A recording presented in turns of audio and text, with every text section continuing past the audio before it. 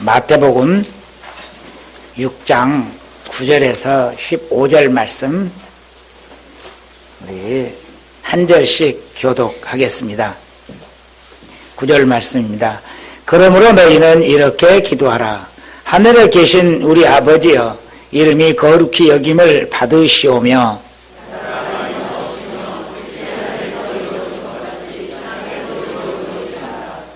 오늘 우리에게 일용할 양식을 주시옵고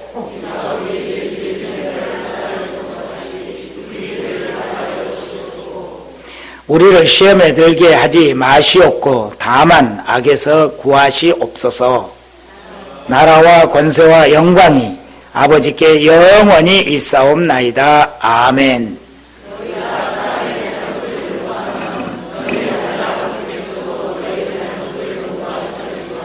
함께 읽습니다. 너희가 사람의 잘못을 용서하지 아니하면 너희 아버지께서도 너희 잘못을 용서하지 아니하시리라. 아멘. 우리 주기도문을 깊이 공부하면 할수록 주님께서 가르치신 이 주기도문의 짧은 기도 속에 기독교의 교훈이 이렇게 잘 함축되어 있을 수 있는가라는 그 경이로움에 놀라게 됩니다. 주님이 가르치신 이 기도는 인생의 목적이 무엇이며 인간에게 진정으로 필요한 것이 무엇인가를 가르쳐주고 있죠. 주기도문은 인간이 어떻게 살아야 행복할 수 있는가라는 그 길을 가르쳐주는 기도라 할 수 있습니다. 오늘은 주기도문 중에서 12절의 말씀, 우리가 우리에게 죄 지은 자를 사하여 준 것 같이 우리 죄를 사하여 주시옵고 라는 부분, 이 죄사함에 대한 부분을 다루게 되었습니다. 우리 기독교의 교리는 세상 사람들이 이해하기 어려운 내용들이 참 많습니다. 어떤 스님이 이런 말씀을 했습니다. 기독교의 가르침은, 기독교의 교훈은 참 훌륭하다. 그러나 그 내용이 너무 심오해서 사람들이 이해할 수 없는 내용들이 많다. 그래서 믿기가 힘들다라고 말했습니다. 정말 그렇습니다. 기독교의 가르침은 사람들이 이해하려 해도 이해할 수 없는 내용들이 많이 있습니다. 아니, 인간의 머리로는 도저히 이해할 수 없는 것들도 있죠. 그 중에 하나가 인간은 죄인이며 죄 용서함을 받아야 한다는 죄사함의 진리를 말씀하고 있습니다. 이 교리는 어찌 보면 없는 게 기독교에 도움이 될 것 같은 그런 생각입니다. 왜 그렇습니까? 많은 사람들을 기분 나쁘게 하기 때문입니다. 누군가가 우리에게 당신은 죄인입니다 라고 하는 말을 들었을 때 기분 좋을 사람은 없습니다. 누구든지 들으면 불쾌해야 합니다. 기독교인들이 미움을 받는 가장 큰 이유 중에 하나가 바로 이것입니다. 기독교인들은 사람들을 향해서 당신도 죄입니다 라고 말하고 있죠. 이것이 사실이지만 기독교인들이 아닌 사람들은 펄쩍 뛰면서 기분 나빠하는 것입니다. 다른 종교에서는 죄의 문제를 이렇게 심각하게 다루지 않습니다. 오히려 인간은 근본이 선하다, 착하다 이렇게 하면서 아주 얼르고 있습니다. 사람들의 심정을 건드리지 않습니다. 기분 나쁘게 만들지 않습니다. 그래서 별로 반감을 사지 않죠. 누군가 자신을 죄인이라고 하면서 괴로워하는 사람이 있다면 오히려 사람은 다 마찬가지입니다. 너무 괴로워하지 마십시오. 인생이 다 그런 거 아니겠습니까? 하면서 동조하고 위로해 주기 때문에 별로 반감을 느끼지 않습니다. 그런데 기독교는 유독 참 어리석게도 사람들을 향해서 죄인이라고 합니다. 죄 때문에 지옥에 갈 수밖에 없다고 으름장까지 놓습니다. 그렇다면 과연 인간은 죄인일까요? 아니면 죄인이 아닐까요? 만약 인간에게 죄가 있다면 기독교가 옳은 종교인 것입니다. 사람들을 기분 나쁘게 한다 할지라도 사실을 사실대로, 진실을 진실로 전하는 정직한 종교가 기독교라고 할 수 있습니다. 반면에 별로 큰 죄도 없는데 죄인이라고 자꾸 몰아붙인다면 사람들을 겁주어서 정교에 매달리게 하는, 얽매이게 하는 일종의 사기 행위에 해당된다 할 수도 있습니다. 과연 인간은 죄인일까요? 아니면 죄가 특별히 많은 사람들이 있을 뿐이지 대부분의 사람들은 심각할 정도의 죄는 없는 것일까요? 여러분들은 어떻게 생각하십니까? 그런데 예수님께서는 우리 인간이 행복해지려면 죄를 사하여 주옵소서라고 기도해야 한다 하십니다. 그렇다면 진리이신 예수님께서는 왜 우리가 죄사함을 받아야 한다 말씀하셨을까요? 본문 말씀을 살펴보겠습니다. 본문 말씀 첫 번째 보는 말씀은 사람은 자신이 죄인임을 깨달아야 합니다 하는 말씀입니다. 오늘 본문 12절의 말씀 우리 죄를 사하여 주옵소서에 초점이 맞추어져 있죠. 사람은 죄를 용서받아야 한다는 것입니다. 그런데 죄를 용서받을 수 있는 사람에게 반드시 선행되어야 될 조건이 있는데 그것은 자신이 죄임을 깨달아야 한다는 것입니다. 제가 고등학교 1학년 때 처음 예수님을 믿게 되었습니다. 구원을 받게 되었죠. 예수님께서 나를 구원하셨다는 사실이 얼마나 좋은지 몰랐습니다.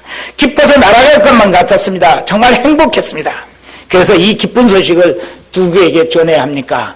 어려서부터 저를 너무도 사랑하셨던 어머니에게 전해야겠죠. 그래서 어머니한테 가서 어머니도 예수 믿고 교회 다니셔야 합니다. 그렇게 말씀드렸더니 아무렇게 심각하게 듣지도 아니하시고 너나 잘 다녀라 이래 하셨습니다.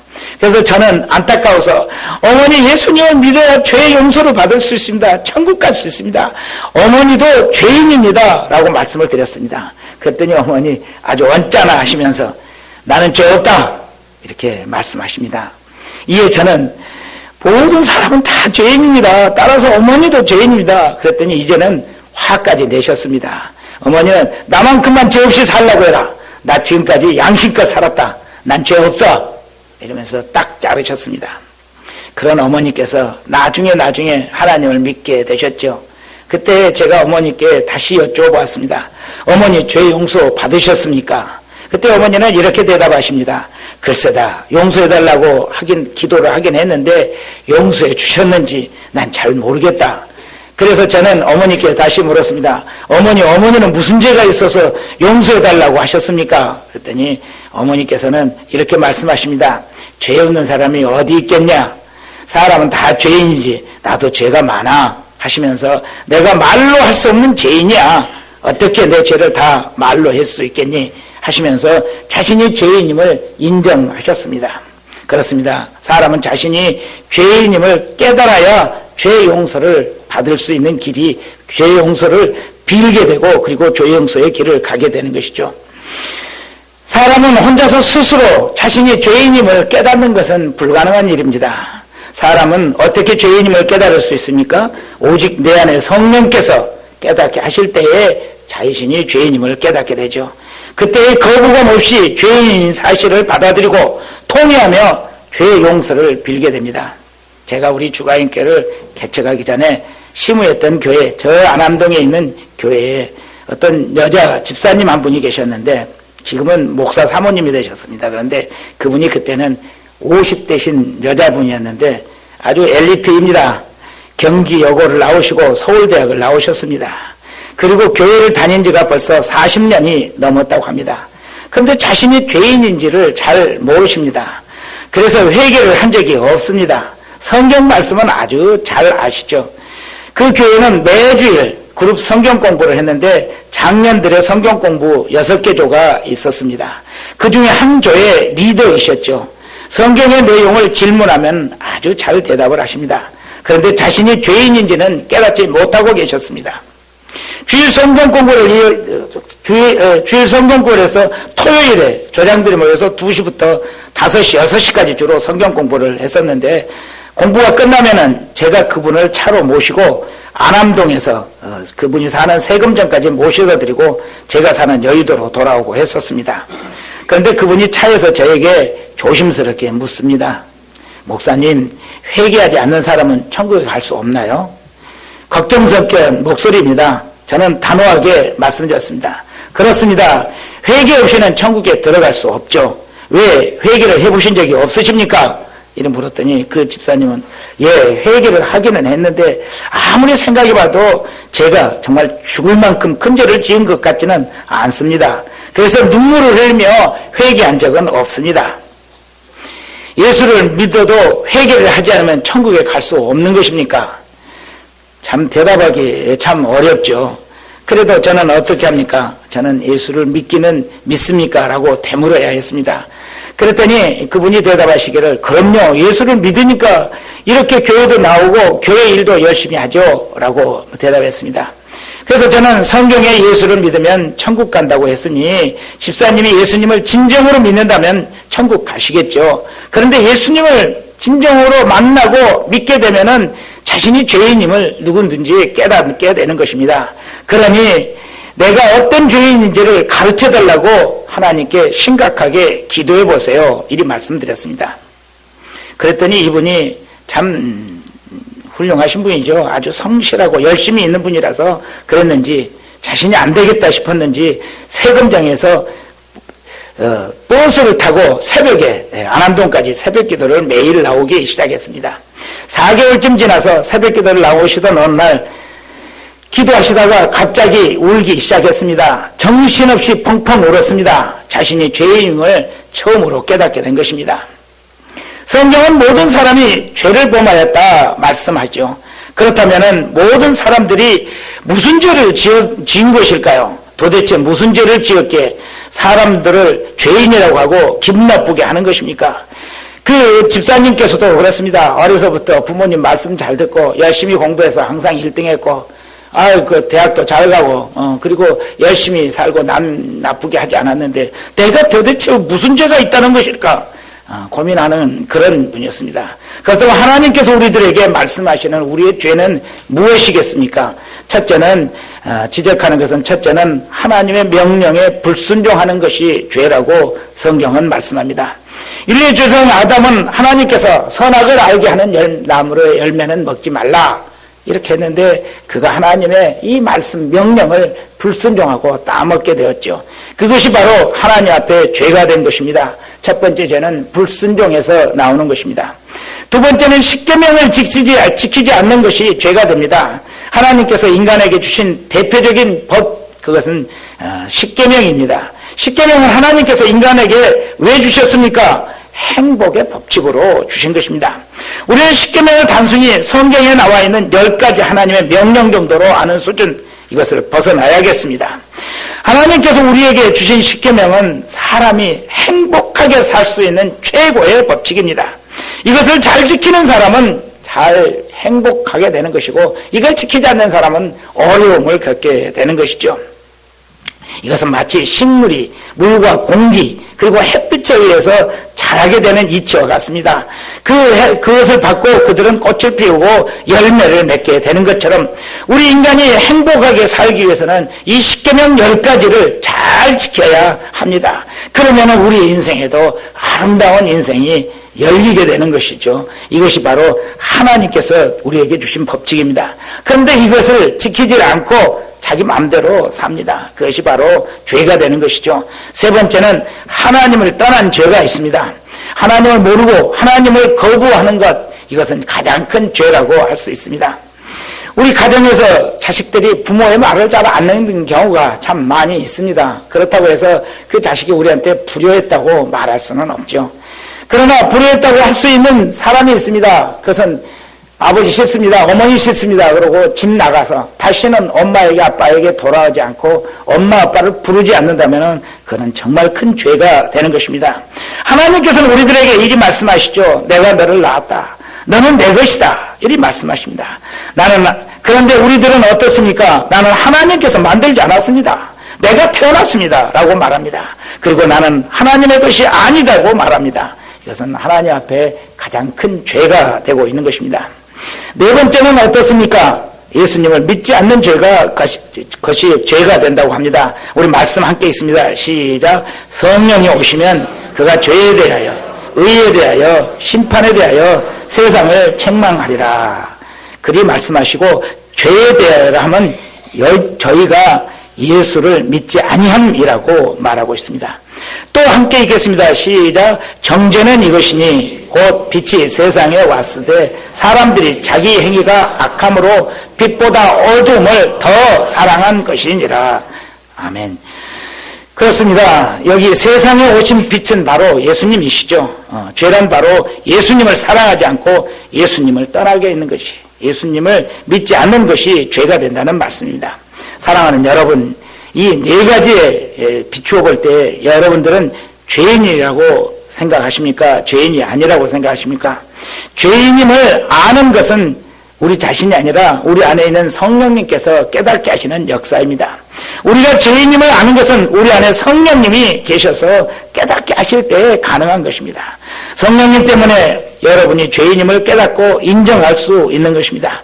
성령이 그 속에서 계시지 않는 사람들은 절대로 자신이 죄인임을 알 수가 없는 것이죠. 아무리 머리가 좋고 똑똑하고 성실하고 정말 부족함이 없이 산다 할지라도 깨달을 수가 없습니다. 사람이 자신이 죄인임을 깨달을 때 그때야 비로소 자신의 죄가 용서받아야 함을 절실히 느끼게 되는 것이고 용서함 받기 위해서 하나님을 찾게 되는 것입니다.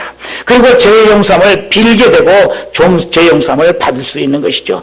그리고 죄의 용서함을 받을 때 자신의 인생이 이제야 비로소 바른 길, 구원의 길을 가게 된다는 사실을 알 수가 있게 됩니다.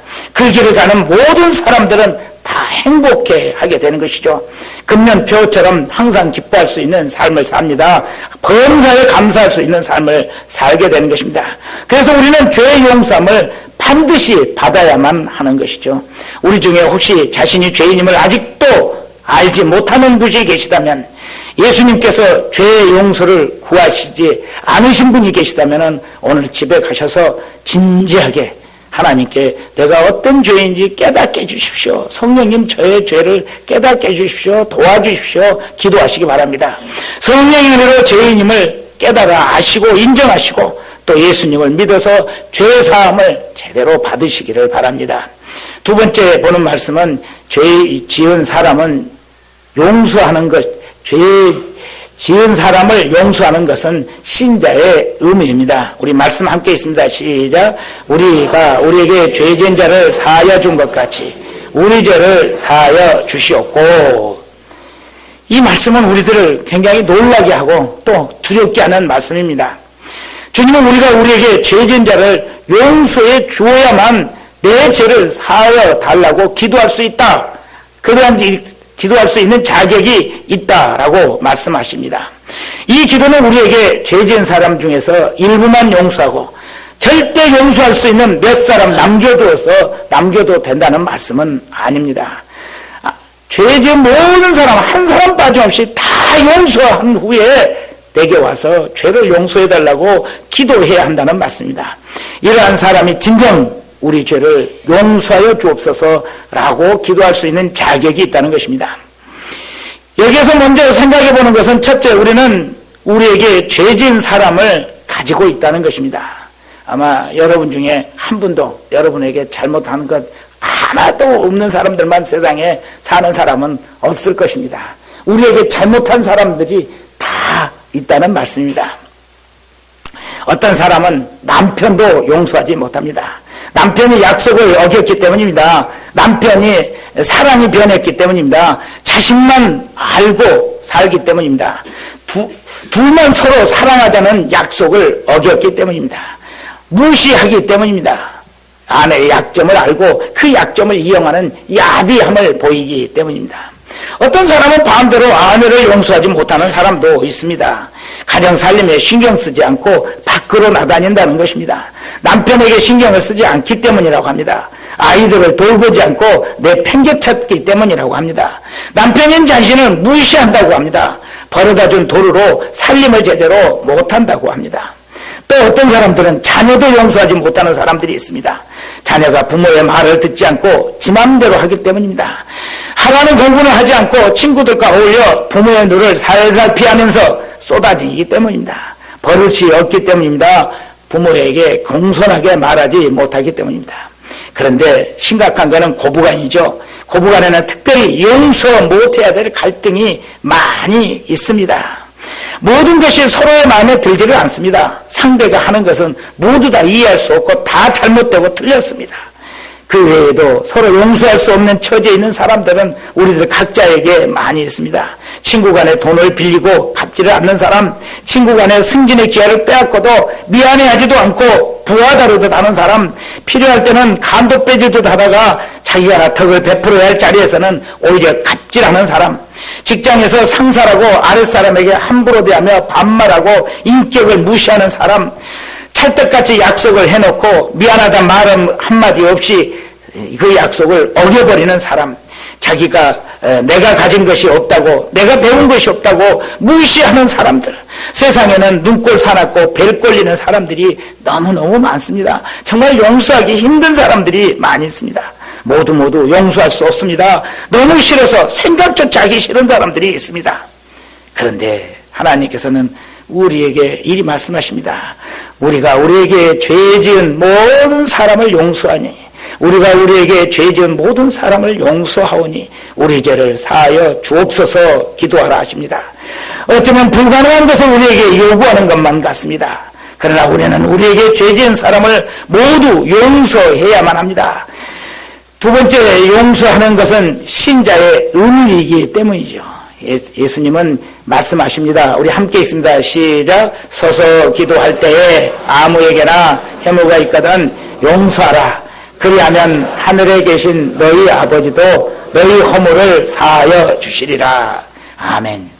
여기서 서서 기도한다는 말은 무척 급한 기도로 기도하고 있다는 말씀입니다. 보통은 기도처에 가거나 또는 회당에 가거나 자기 기도처에서 기도를 하게 되죠. 그러나 서서 기도한다는 것은 매우 급한 기도 제목이 있다는 것입니다. 그런데 이런 기도를 할 때도 먼저 용서하지 못한 사람이 있어서는 기도할 자격이 없다 말씀하십니다. 우리가 기도로 무엇을 구하기 전에 먼저 선결되어야 하는 것, 그것은 우리에게 죄 지은 사람을 반드시 용서해야 하라는 것입니다. 그 후에 구할 수 있고 그때 구할 때 하나님께서 응답해 주시는 것입니다. 기도하여 무엇을 응답받고자 하는 사람들은 형제의 잘못을 반드시 먼저 용서한 후에 기도하라는 것입니다. 용서할 수 없는 사람들이 많은 사람들, 그리고 용서하지 못하면서 하나님께 기도하는 것, 그것은 응답받기 어려운 일입니다. 우리가 왜 우리에게 죄 지은 사람들을 용서해야만 합니까? 첫 번째 이유는 우리의 정상적인 신앙생활을 위해서 우리는 반드시 용서를 해야 합니다. 우리가 교회에서 형제를 사랑하지 못하고 가정에서 가족을 용서하지 못할 때에 신앙의 기쁨은 사라지게 됩니다. 찬송이 하는 것이 허공입니다. 기도를 드리지만 응답이 없습니다. 하나님을 제대로 만날 수도 없습니다. 그래서 예배드리는 것마저도 위선이 되죠. 정상적인 신앙생활을 영위할 수 없는 것, 우리가 형제를 용서하지 못할 때 그런 일이 생기는 것입니다. 두 번째는 오해라는 것이 있기 때문입니다. 우리는 상대가 나같지 않을 때에 상대가 잘못되었다고 생각합니다. 틀렸다고 생각합니다. 그러나 그것은 오해입니다. 내가 생각하기에는 분명히 내가 옳은 것 같지만 다른 사람들이 보면은 내가 옳지 않을 때가 참 많은 것입니다. 이것은 우리가 아무리 똑똑한 사람이라 할지라도 다 마찬가지입니다. 아침에 일찍 일어나는 사람, 그 사람들은 늦게 일어나는 사람들을 이해하지 못하고 지적하는 경우가 있습니다. 그러나 늦게 일어나는 사람들의 대부분은 책임감이 굉장히 강한 경우도 있습니다. 그래서 자기 책임을 밤늦게까지 다 열심히 수행하다 보면은 아침에 늦게 일어나는 것이죠. 이런 사람들은 오히려 자기 일을 다 마치지도 않고 시간 됐다고 잠자러 들어가는 사람 보면은 이해하지를 못하는 경우가 생기는 것입니다. 모든 사람은 나와 같지 않습니다. 모두가 나와 같다면은 세상이 바로 될 것 같지만 그렇지 않습니다. 세상은 이런 사람 저런 사람이 다 함께 있어서 이렇게 저렇게 어우러져 살 때에 진정으로 살만한 세상이 되는 것임을 우리는 알아야겠습니다. 사실 우리가 누구를 용서한다는 것, 그것은 어쩌면 당연한 일이고 또 누구를 용서한다는 것은 우리 주제넘는 일이라고 생각이 되기도 합니다. 내가 어떤 사람에 대해서 미움을 가지고 있다면은 그 사람도 어쩌면은 나에 대해서 서운해하고 나를 이해할 수 없어서 나 때문에 고통당하고 있을 것이기 때문입니다. 그래서 우리는 누구를 용서한다는 것은 오히려 우리가 먼저 찾아가서 내 잘못을 고백하고 용서를 비는 것으로부터 시작되어야 할 것입니다. 내가 미워하는 상대방은 내 잘못으로 인해서 고통당하고 있는데 내가 그에게 찾아가서 당신의 잘못을 용서합니다 라고 말한다면 이것은 용서가 아니라 상대방을 더 분노하게 하는 것이죠. 더 관계를 악화시키게 되는 것입니다. 이와 같이 우리는 누구를 용서해야 하는 경우보다는 내가 먼저 용서를 빌어하는 경우가 훨씬 많은 것이죠. 이런 내용이 우리나라 영화의 밀양이라는 속에 담아져 있었다면서요.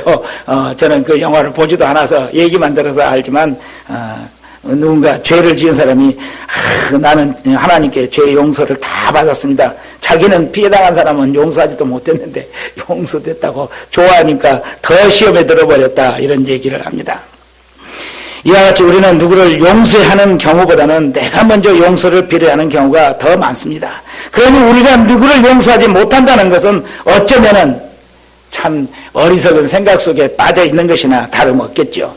세 번째, 우리는 우리의 죄를 하나님께 용서받았기 때문에 다른 사람을 용서해야만 합니다. 우리는 우리에게 죄 지은 사람을 용서해 줘야 할 그 분명한 이유, 그것은 내가 하나님께 큰 죄를 용서받았기 때문이죠. 14절 15절에 함께 읽습니다. 시작. 너희가 사람의 잘못을 용서하면 너희 하늘 아버지께서도 너희 잘못을 용서하시려니와 너희가 사람의 잘못을 용서하지 아니하면 너희 아버지께서도 너희 잘못을 용서하지 아니하시리라. 아멘. 주님은 분명히 말씀하십니다. 너희가 사람의 잘못을 용서하지 않냐면 하늘 아버지께서도 너희 잘못을 용서하지 아니하신다 말씀하십니다. 주님, 그러면은 하나님께서 우리의 모든 죄를 용서해 주셨다는 말씀은 무엇인가? 혼돈을 갖게 됩니다. 하나님은 우리가 예수님을 믿을 때에 과거에 지은 죄, 현재에 지은 죄, 미래에 지을 죄까지도 다 용서하셨다고 했는데 왜 엉뚱하게도 남을 용서하지 않냐면 우리 죄를 용서하지 아니한다고 말씀하시는가 하는 생각이 드는 것입니다. 그렇습니다. 하나님은 우리가 예수 그리스도를 믿을 때에 우리의 과거와 현재, 미래의 모든 죄까지 다 용서하신 것은 사실입니다. 이에 대해서 주님은 이런 예화를 들어서 우리들에게 이해를 시켜주셨죠. 어떤 임금에게 1만 달란트 빚진 자가 있었습니다. 1만 달란트를 오늘날로 계산하면 수조 원에 되는, 옛날에 아마 2000년 전에 이 돈은 상상할 수 없는 돈이었을 것입니다. 그 빚진 자를 종들이 임금에게 붙잡아 왔습니다. 빚진 자가 임금에게 엎드려서 절하면서 용서해달라고 빌고 빌었습니다. 임금은 그를 불쌍히 여겨서 빚을 다 탕감해 주었죠. 그런데 그 빚을 탕감받은 그 사람이 자기에게 집으로 돌아가다가 자기에게 100데나리온 빚진 동료를 만났는데 그를 용서하지 못하고 그의 목을 끌고 옥에 가두어서 빚을 갚으라고 독촉하고 강요했습니다. 이 소식을 임금이 어떻게 했습니까? 탕감받았던 그 사람을 다시 붙잡아다가 옥에 가두었다라고 말씀합니다. 우리는 하나님으로부터 죄의 엄청난 무거운 짐 1만 달란트에 해당되는 죄를 탕감받고 영생과 천국을 선물로 받은 사람들입니다. 그런데 형제의 작은 잘못, 곧 100데나리온밖에 안 되는 죄를 용서하지 못한다면 하나님께서 이미 용서하신 모든 죄를 다시 우리들에게 묻지 않겠습니까? 이 두려움이 우리들에게 있어야 한다는 말씀입니다. 큰 죄를 용서받은 사람이 작은 죄를 지은 형제를 용서하지 못하는 것 부끄러운 일이고, 용서한다는 것은 우리들의 당연한 의무가 된다는 말씀입니다. 말씀을 맺습니다. 남의 죄를 용서한다는 것, 그것은 큰 죄, 지옥 형벌에 해당되는 죄를 용서받은 신자들이 해야 할 당연한 의무, 법칙임을 우리는 늘 잊지 않아야겠습니다. 그것은 물이 위에서 아래로 흐르는 이치처럼 큰 죄를 용서받은 사람, 하나님께 큰 은혜 받은 사람들은 다른 사람의 작은 잘못을 다 용서하는 것 당연한 것입니다. 그래서 이 말씀을 다르게 표현하면은 저는 주의 은혜로 모든 죄를 용서받은 큰 은혜 받는 자임을 인정합니다. 그래서 저도 다른 사람의 작은 잘못을 당연히 용서하겠습니다. 하오니 저의 남은 죄도 다 용서하여 주옵소서라고 기도하는 기도가 되는 셈입니다. 다른 사람을 용서하지 않고는 하나님 앞에 나아갈 수 없다는 말씀이죠. 말씀드렸듯이 이 기도는 진심으로 기도하기가 무척 힘듭니다. 하기 싫은 기도인데 내 죄를 용서받기 위해서 억지로라도 하는 기도인 것 같습니다. 그러나 실상은 그렇지가 않습니다. 이 기도는 우리에게 가장 큰 축복입니다. 우리에게 가장 큰 축복인 것입니다.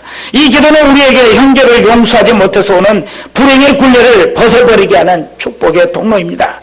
이 형제를 용서하지 못하는 억압에서 해방되는 축복의 길인 것입니다. 이 기도는 우리를 갈등과 피해의식 그런 속박 속에서 해방시키고 진정한 자유를 맛보게 하는 축복의 기도인 것입니다.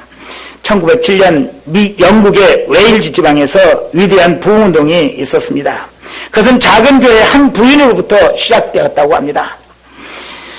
그녀의 진지한 회개가 교회의 부흥으로 이어졌고 온 웨일즈 지방에 부흥이 일어난 것입니다. 한 부인이 예배 시간에 주기도문을 하게 되었는데 그녀는 우리가 우리에게 죄 지은 자를 용서하오니 라는 대목에서 그만 목이 잠겨서 더 이상 기도를 할 수가 없었습니다. 그녀는 펑펑 울게 되었습니다.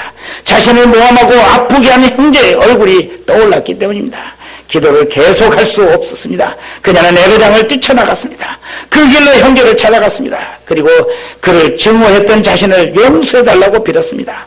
하나님의 사랑으로 당신을 사랑치 못했던 내 죄를 용서해 주세요라고 형제에게 진지하게 사과를 했습니다. 그때 그 형제도 그 사과를 진지하게 받아들이고 그도 회개하고 사과했습니다. 이렇게 시작된 회개와 용서의 운동이 웨일즈 전 지방으로 퍼져나갔고 큰 교회의 부흥이 일어났던 것입니다. 우리 모두 이 시간 우리에게 서운하게 한 사람들, 우리를 분노하게 한 사람들, 우리에게 야비하게 약 올린 사람들, 이해할 수 없는 사람들 모두 다 용서하시기를 바랍니다. 주님 앞에 내어놓고 주님께서 내 죄를 용서하신 것 같이 저도 그 죄를 다 용서하게 하옵소서. 주님 저의 허물을 용서하여 주옵소서 기도하시면서 하나님의 주시는 평안을 풍성히 누리는 성도들 되시기를 간절히 축원합니다. 기도드리겠습니다. 고맙고 감사하신 하나님 아버지, 우리에게 마음에 쌓인 모든 분노들을 다 털어낼 수 있는 귀한 축복의 길을 가게 하시니 감사를 드립니다. 하나님께서 우리의 큰 죄를 용서하신 것처럼 우리가 우리 형제들에게 그 서운했던 것들 그리고 그들에게 이해할 수 없이 우리들에게 정말 잘못했던 모든 것들을 용서할 수 있는 그 믿음을 우리들에게 주시고 정말 용서하고 사랑하게 하여 주시옵소서. 예수님의 이름으로 기도드립니다. 아멘. 우리 찬송 266장 찬송 드립니다.